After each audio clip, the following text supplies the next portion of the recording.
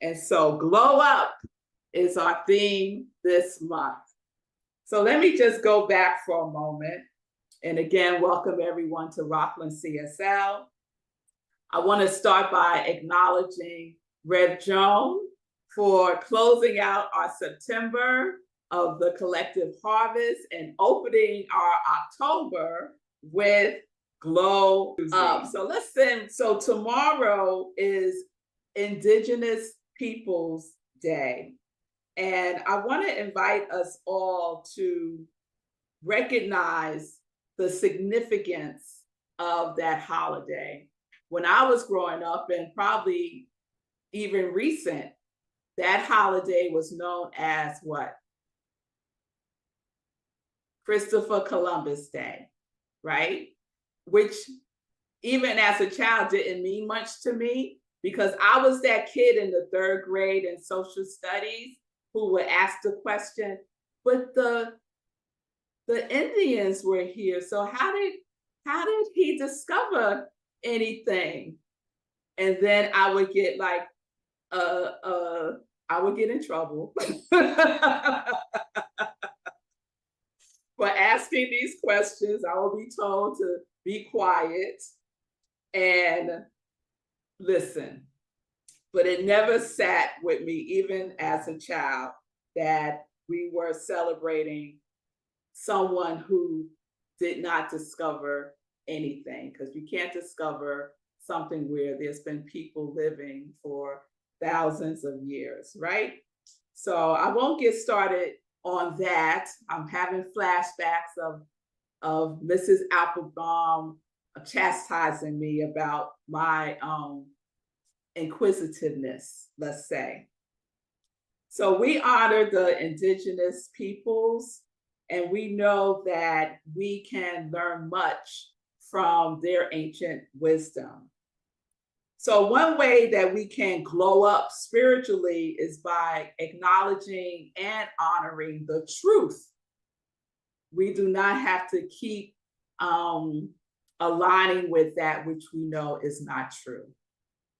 And so we can honor the land by tending the soil of our own minds with the same reverence and care that we need to tend to the soil of the earth. That's what our Native Americans, brothers and sisters and siblings teach us.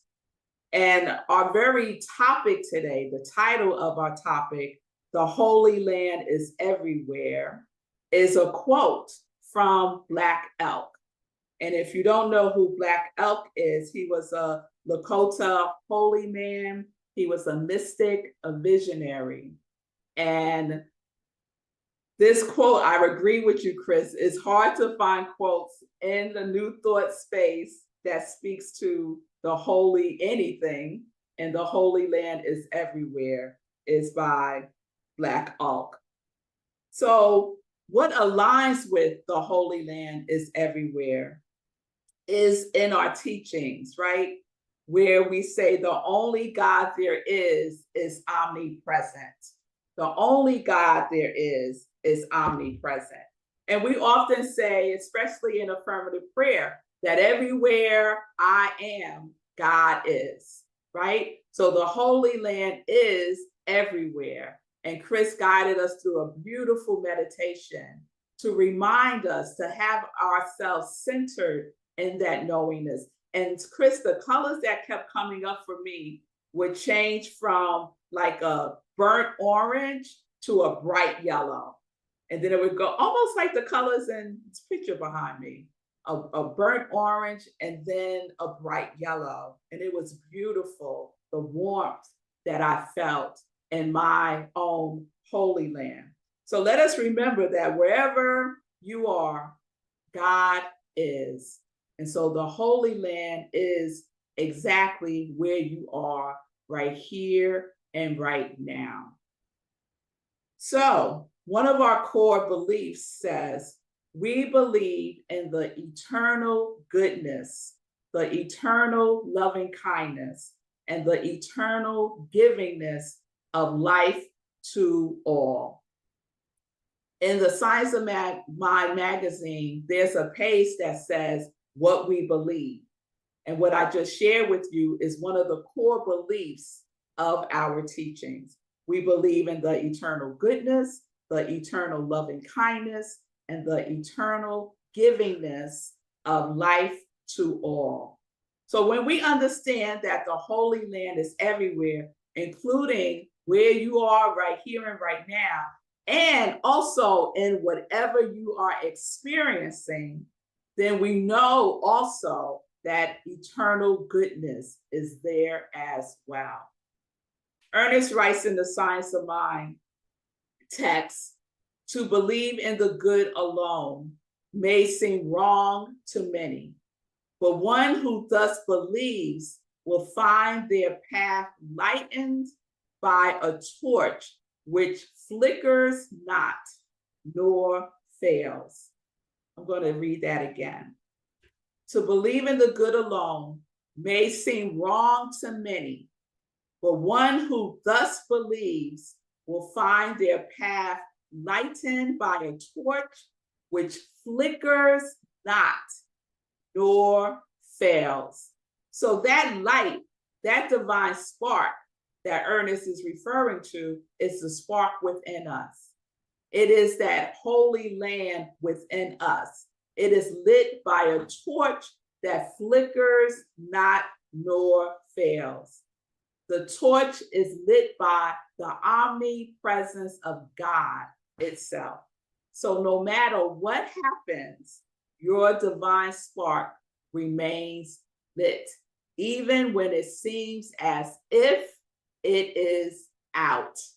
Sometimes I feel like that light is out. Does anyone else feel that way sometimes? When I'm going through a challenge, when I'm going through an upset, sometimes it's hard to feel that light within me. And yet, it is there. It is there because God is omnipresent. So I know we all have some testimonies that seem like the worst thing possible is happening. And yet, those very challenges, those very things that we say are the worst things that could happen, transform into blessings that reveal God's eternal goodness. So when Ernest says to believe in the good alone may seem wrong to many, we have that experience many, many times in our lives where we are going through something and we're like, I believe that this too is for my highest good. And our friends might look at us like we got two heads. How could you say you just lost your job, that this too is for my good? How can you say you just ended a relationship, that this too is for my highest good?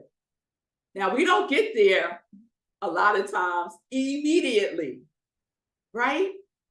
But it helps us, supports ourselves in knowing that the good alone may seem wrong to many, but one who thus believes will find their path lightened by a torch which flickers not nor fails. So that which appears devastating often becomes the very fire that ignites our divine spark. So today, if you are going through something, give yourself some encouragement by knowing that this very thing that you are going through right here and right now often becomes the very fire that ignites your divine spark. Can we know that now? Can we know that now? Ernest Holmes reminds us, we must relight the torch of our imagination by fire caught by heaven. Can someone let in Dr. Albert? He's in the waiting room, please.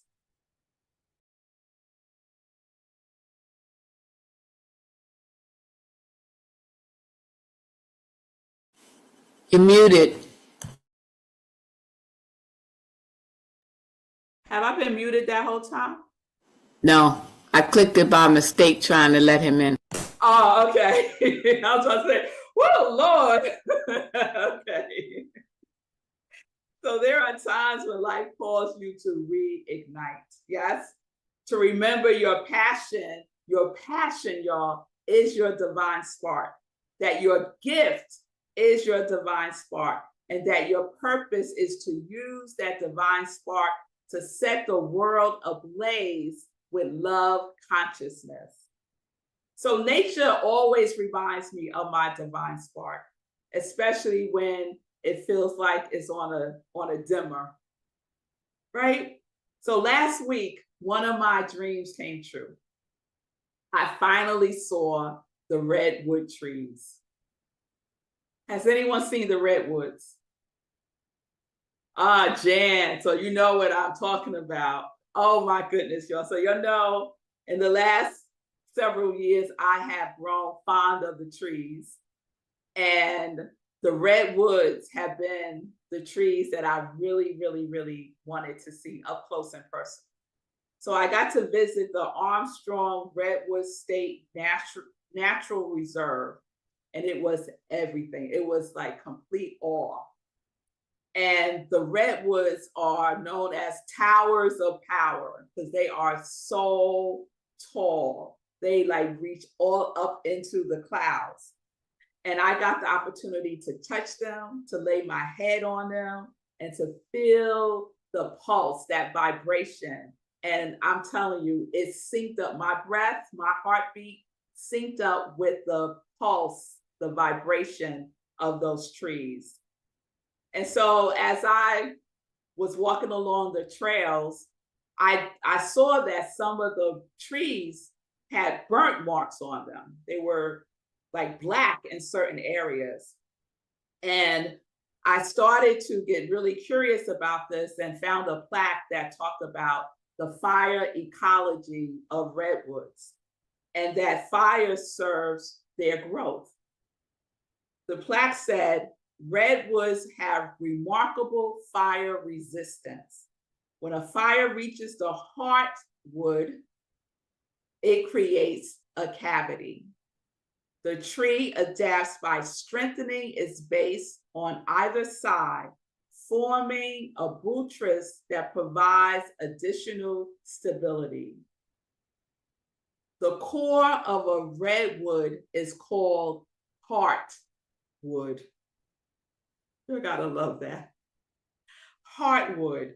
And when a fire reaches it, it creates a cavity, this opening, right? And what the tree does is grows outward on either side to provide itself with more stability. So I want to show y'all this. I took a little video of it because it is extraordinary. And y'all let me know if y'all could see this. Okay, I'm gonna play it. That's the cavities. That's crazy. Did you take a picture of my home too? Uh-huh. This is where I'm gonna live, y'all. Right next door to Right me. next door to BB. She's right around the bend. So I don't know if y'all could hear the sound in the background. That was my cousin and a friend. And we decided that we were going to live in these cavities. And so that was my home in the redwood cavity, and hers was down the road as well. But do you see that? The fire creates this cavity. The tree doesn't fall, it doesn't die. It strengthens itself by growing outward on both sides. That is amazing. That is amazing. And so it made me think about us, right? And the fires in our lives, right? Those disappointments, those challenges, those obstacles, those things that we feel like are consuming us like a fire. And instead, of knocking us down, of destroying us. It grows us. It strengthens us. It anchors us in the omnipresence of God within us. What appears to be a hollowed cavity is really this fortress that is growing within us to anchor us even more securely in the truth of who we are. Look at what nature teaches us if we would just pay attention to it. Always giving us exactly what we need. So, even the redwoods that do fall, because I did see some redwoods that have fallen, and their roots, oh my God. It's like I have this picture, I'm standing in front of one of the redwoods that have fallen, and all you see are the roots. And it is massive. And I'm standing in front of it, and it's like a scene from the Game of Thrones. It is massive. I should have shown you the picture, but it is massive, right? And so I learned that even the redwoods that fall serve a purpose. And the redwoods, the purpose that they serve is that the redwoods produce millions of seeds, but only a few ever germinate because the thick layer of the decaying material on the forest floor prevents the seeds from penetrating and getting to the mineral soil, right? And what it takes for that penetration to happen are floods and fires. So I'm pretty sure you've heard that fires are good for forests to grow, to regerminate naturally, right? So I'm not talking about the forest fires that are set by human beings. There's a natural course.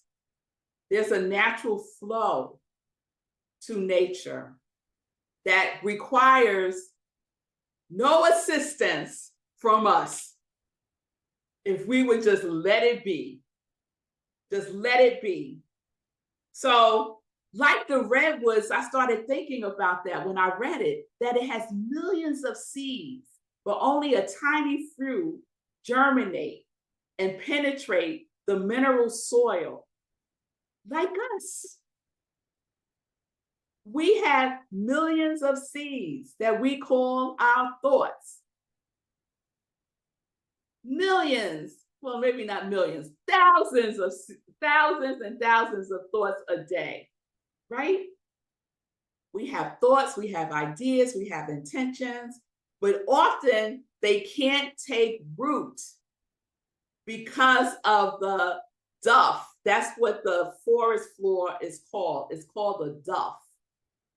And so the thoughts can't penetrate our duff, which is our limiting beliefs, our fears, our worries that cover our subconscious mind. And sometimes the very floods and fires of life make a clearing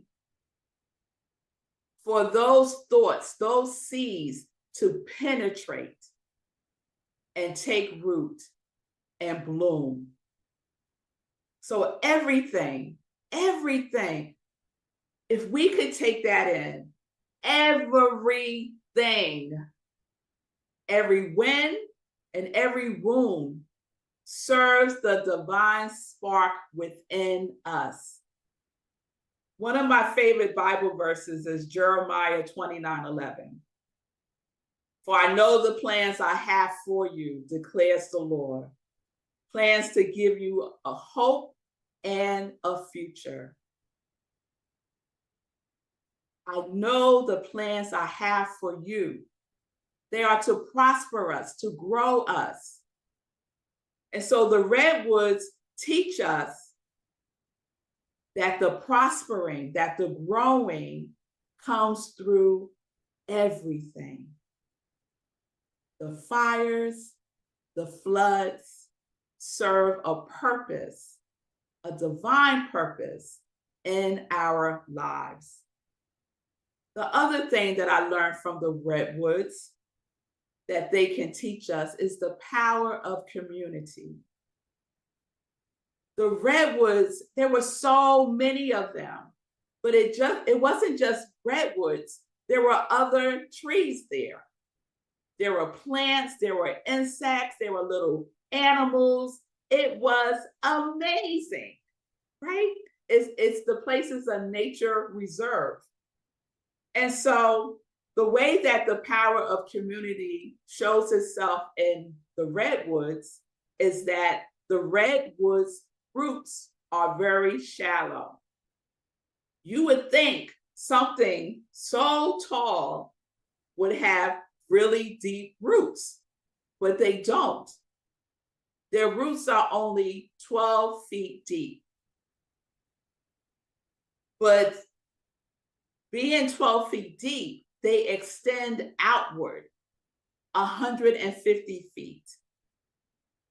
And they interlock with the other roots, becoming one in community. The redwoods roots don't just interlock with other redwood roots, they interlock with other trees because the diversity serves everyone, nurtures everyone, and they understand that, right? Our interconnectedness is our strength. The Holy Land is not a place, it's the space between us where we get to interlock, to interweave with each other, to share our diversity with each other. If we will allow our roots to intertwine in love and faith and in principle. Our companion book this month is Braiding Sweetgrass. And if you don't have this book, it was gifted to me by Julian, who's on with us today. It's an amazing book. I just started getting into it this month because it's our companion book. And so it's called Sweetgrass, and the full title is Indigenous Wisdom, Scientific Knowledge, and the Teachings of Plants. And it's by Robin Wall Kilmerner. And one of the things that she shares in the book is a story. She interweaves ancient wisdom, story, science in this book. And one of the stories that she shares is in a chapter called Burning Sweetgrass. And she tells the story of 8 fire prophecies. So I want to share these with you quickly. The first fire prophecy is when people honored the land and were given powerful spiritual teachings, which they were to follow for the good of the people and for the good of the land. The people understood oneness. The second fire prophecy told them to move west, and the people became divided, and they split it into 3 groups who took different routes to see their homes from around the Great Lakes. The third fire prophecy, the groups reunited and found the place foretold in prophecy where the food grows on the water. The people lived well for a long time under the care of nature, and the spiritual teachings that had guided them kept the people strong together as they flourished in the bosom of their non-human relatives. Looks like things are getting better, right? The fourth fire prophecy, there were two prophets that rose among the people, and they foretold the coming of the light-skinned people in ships from the east. But their visions, these two prophets had different visions that differed in what was to follow. One prophet said the light-skinned people came in brotherhood and they would bring great knowledge. The other prophet sounded a warning. He said that what looks like the face of brotherhood might be the face of death. How would the people know which prophet was true? The fifth fire prophecy saw the burial of the people's spiritual teachings. The people were forbidden by the light-skinned people to practice their own religion, speak their own languages. Families were separated, and people lost their way and their purpose in life. The sixth fire prophecy showed the cup of life will almost become the cup of grief. And yet, even after all of this, there is something that remains, a coal that has not been extinguished. Remembering the first fire prophecy from so long ago, the people were told that it is their spiritual lives that will keep them strong. And the seventh fire prophecy was received from a prophet from a strange and distant land with light in his eyes.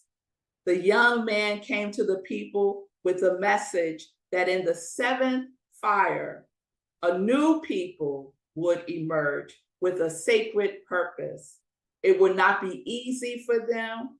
They would have to be strong and determined in their work, for they stood at a crossroads. We are in the time of the seventh fire prophecy. The author writes, the people of the seventh fire walk among us. We are the people of the seventh fire prophecy.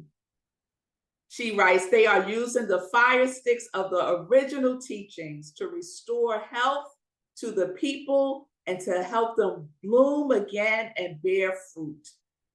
The seventh fire prophecy presents a second vision for the time that is upon us. It tells that all the people of the earth will see the path ahead is divided.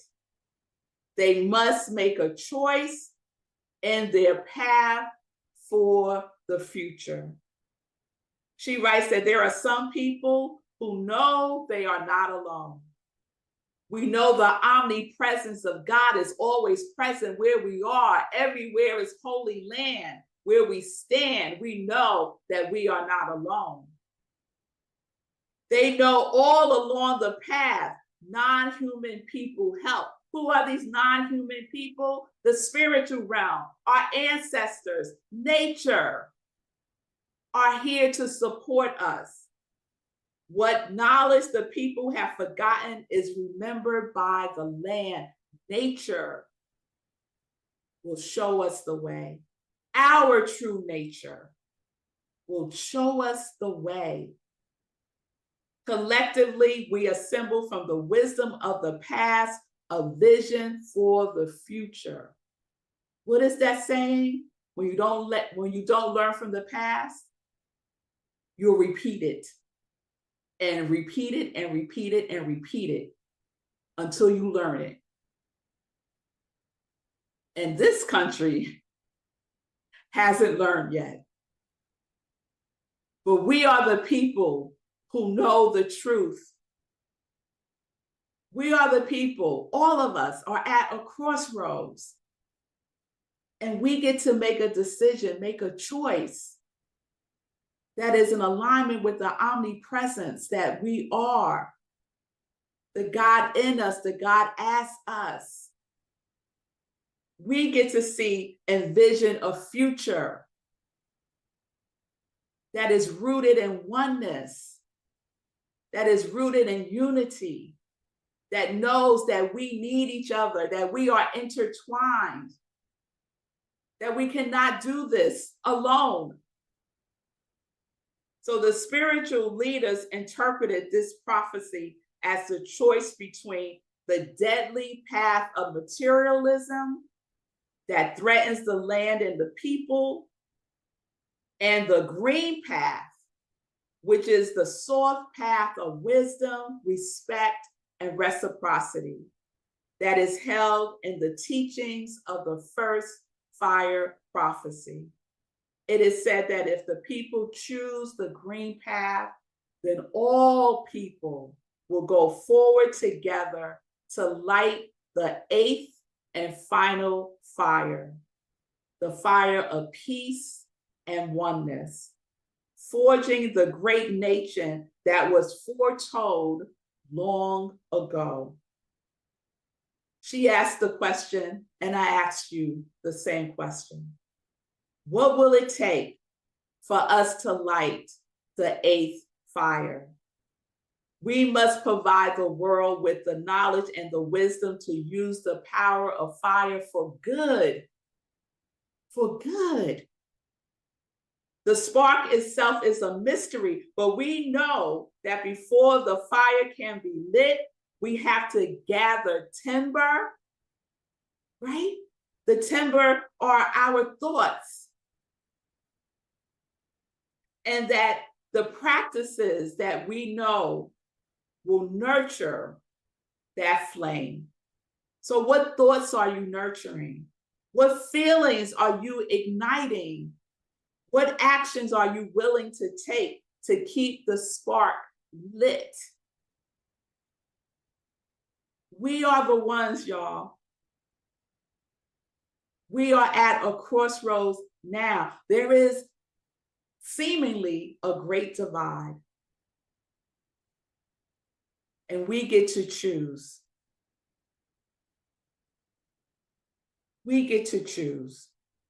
You are the ones who hold the spark that cannot be extinguished. The kindling of this fire is a holy, sacred thing. And as Black Elk told us, the Holy Land is everywhere. Everywhere. The question that I ask is, do you know the Holy Land is within you? That you have all of the resources that you need. That a way shall be shown. That what looks like a fire that will destroy you is the very thing that will open you up and stretch you and grow you so that you can move forward on that green path that leads to that first fire prophecy, that we are one. That we are one.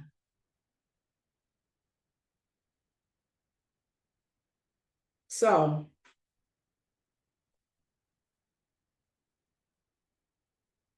that divine spark is needed because here we are again at the crossroads. And so may we use the tools of our teachings, ancient wisdom. May we use the tools of our ancestors. May we use the tools of nature. May we use the tools of our true nature and take action from the cavity of this knowingness that there is a power for good in the universe that is greater than we are, and that we can use it for good. Will you walk the green path?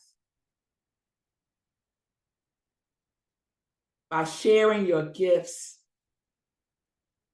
by living your passion, by giving what you are here to give and to receive so that we can keep giving in oneness. The path of oneness or the path of separation.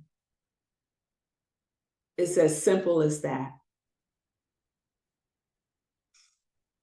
So I want to anchor this with a video that I found that talks about Black elk and the story of the Great Circle. And I just invite you to go within and connect with that holy land that is within you, the knowingness that is within you, and to know again that we have all of the resources within us, all of the resources within us to walk the green path, the path of oneness,